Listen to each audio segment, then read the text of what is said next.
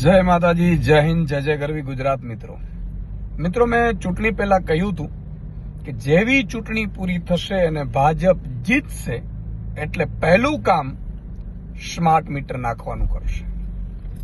અત્યારે શહેરોની સાથે સાથે ગામડાઓમાં પણ સ્માર્ટ મીટરો શરૂ કરી દેવામાં આવ્યા છે. ઘણી જગ્યાએથી વિરોધ થઈ રહ્યો છે, લોકો વિરોધ કરી રહ્યા છે સ્માર્ટ મીટરનો. તમે વિચાર કરો કે વાત કરી હતી સ્માર્ટ સ્કૂલ અને સ્માર્ટ હોસ્પિટલની, સ્માર્ટ મીટરની તો ક્યારે વાત જ નહોતી.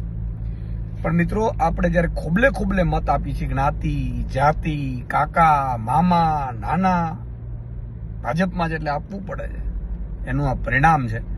અને હાલત જુઓ કે અત્યારે આપણા માટે આપણા જે વ્યક્તિઓ મત માંગવા આવ્યા હતા, મામા હોય, કાકા હોય, નાના હોય, ટિકિટ લઈને ધારાસભ્ય, સાંસદ બન્યા હોય, એ બોલવાની હિંમત સુધા નથી, તાકાત સુધા નથી.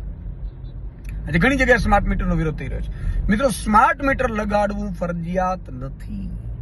તમને બળજબરીપૂર્વક કરે તો એની વિરુદ્ધ તમે એને કહી શકો છો કે સ્માર્ટ મીટર મારે નથી લગાડવું, તો બળજબરીપૂર્વક નહીં લગાડી શકે.